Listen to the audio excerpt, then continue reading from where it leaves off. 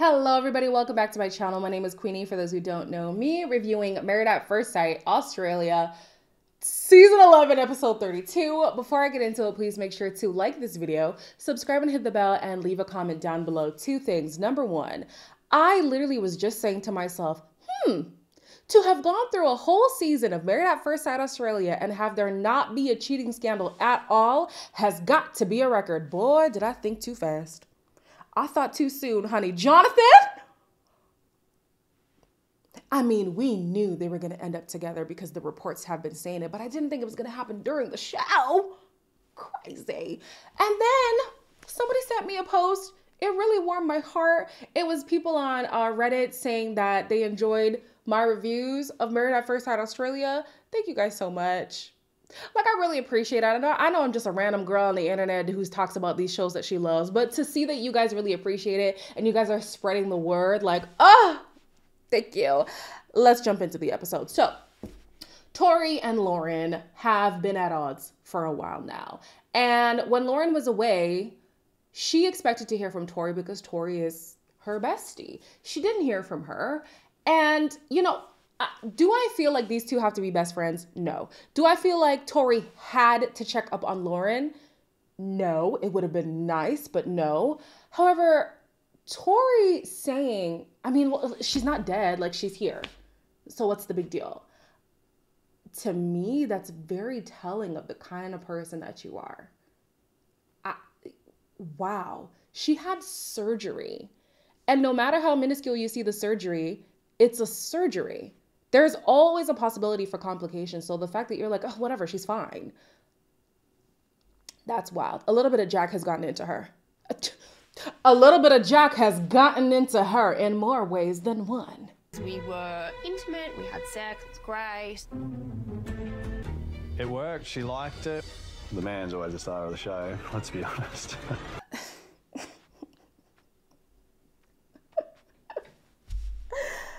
Oh, these two. Somebody yesterday in the comments was saying, I just don't understand their relationship. Well, sweetie, maybe I don't.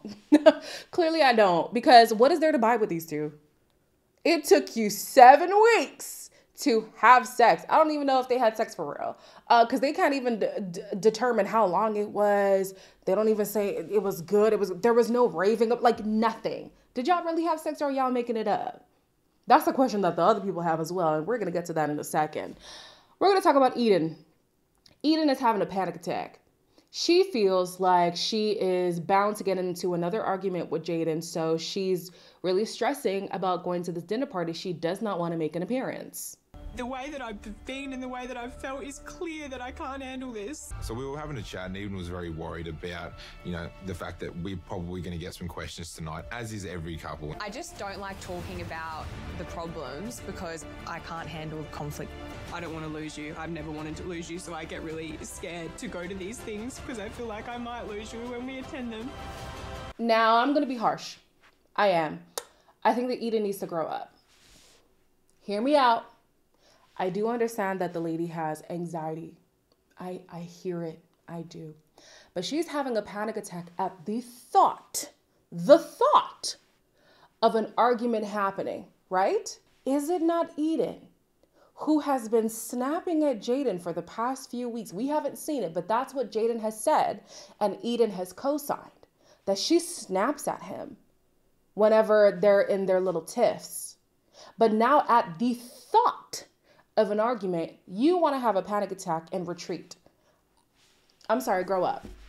Grow up. If she was folding under the pressure, then I would feel for her. But when you want to be angry at something, you can yell and hoot and holler, but nobody else can do that. I don't know, Eden.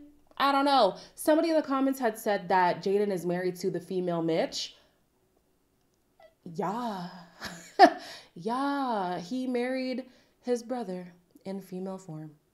This is Mitch all over again. I don't know where this is coming from Eden. Like, the social anxiety, I completely understand it. I totally understand it. But if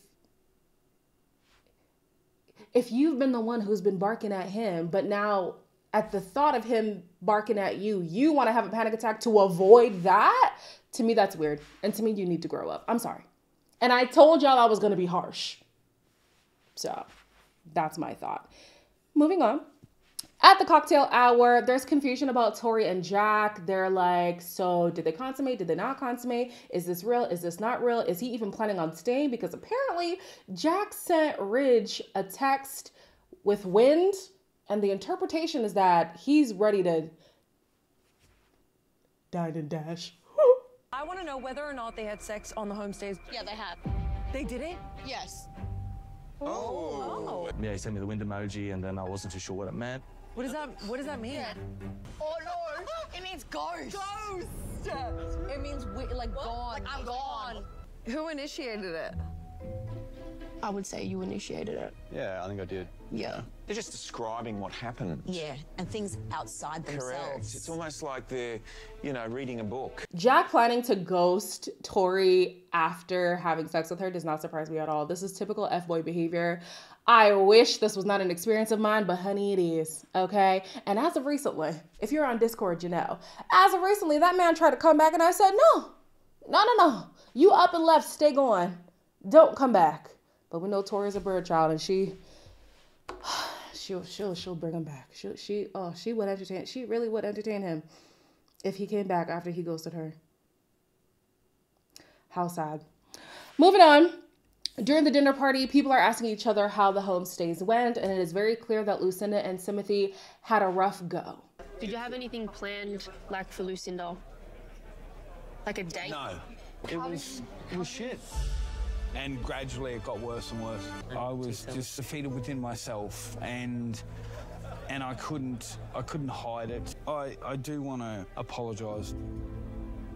Yeah, I would like you to look at me and go, you know what? You're a dickhead. You can be a prick and a dickhead. Timothy said what I wanted to say when it comes to Lucinda. Tell this man that he's an asshole sometimes.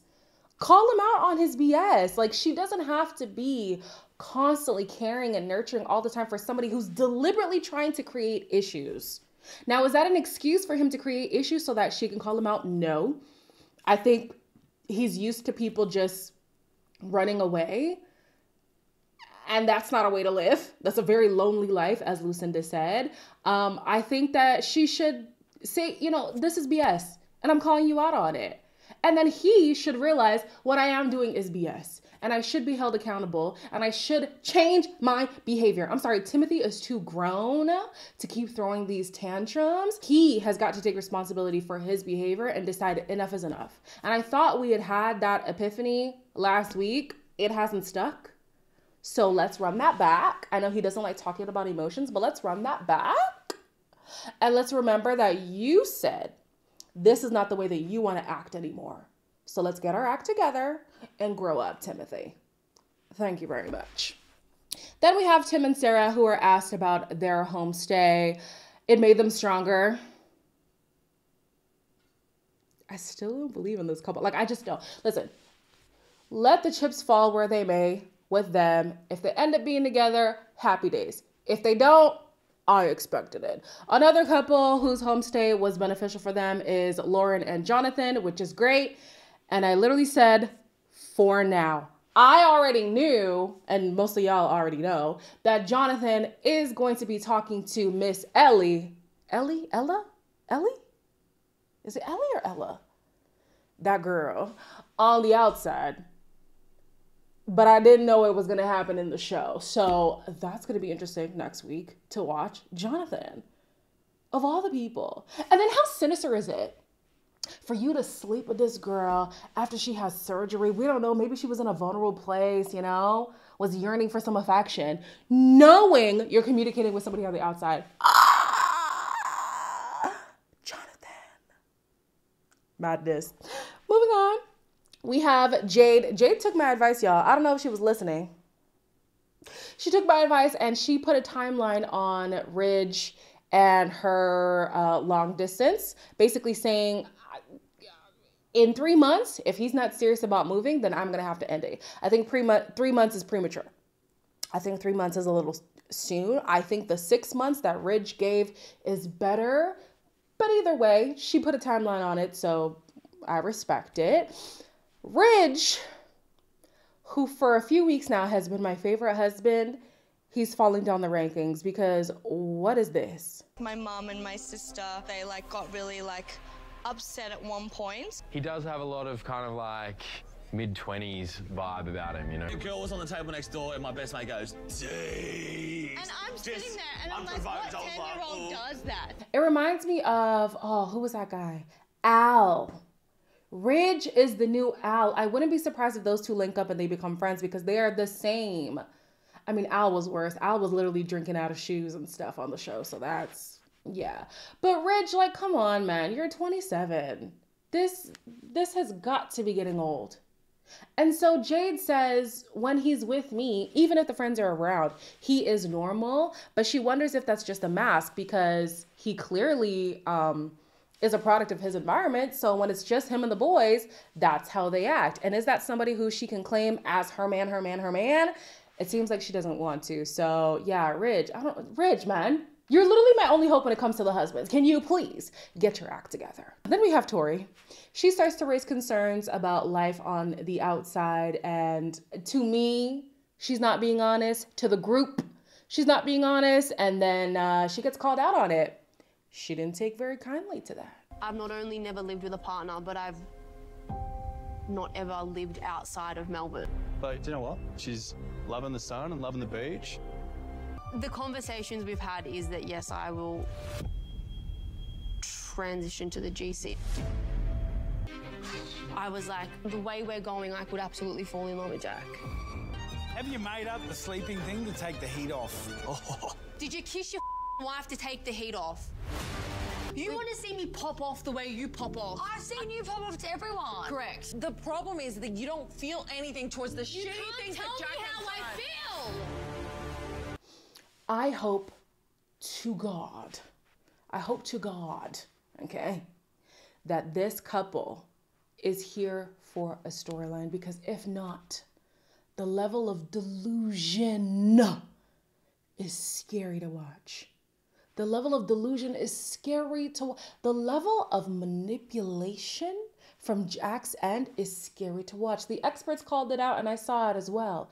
Whenever she's about to say something that seems contradictory to what they presented themselves as, you'll see Jack put his hand on Tori. And it's almost like, hey, remember to stay in line.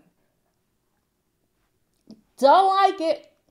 I don't like it. And the reason why I hope that this is just for narrative purposes is because I have seen real life abusive couples interact in this way. You'll see a woman most often start to speak up a little bit, and then she'll get a touch from him or a look from him, and all of a sudden her tone changes or the volume changes or everything is honky-dory now. And I'm just like, something's going on behind closed doors, and unfortunately we're never going to get some insight on it because the woman doesn't want to be honest, either out of fear of losing the person, fear of being hurt by the person. Like, it just, I really hope this is not real. I hope this is for a storyline, because if not, somebody actually save Tori. Tori, blink twice, honey, because you need help. Truly, you need help. And then she's going to do all of this barking for a man who doesn't even have long-term plans for her. He does not care. Truly, he doesn't. Once he goes home, he's going to go back into his real life with his non-existent friends, only his clients. It seems like he doesn't have family who really cares that much, at least to be on the show. Like, he's going to forget about you, sis. Unless he's in town and just wants a quick, let me move on. Eden and Jaden are asked how their homestays went, and Jaden could sense that Eden was getting uncomfortable, so they excused themselves from the table. Then Jaden wants to talk through what feelings she's feeling. She's shutting down. It's a mess. Hey, Jaden.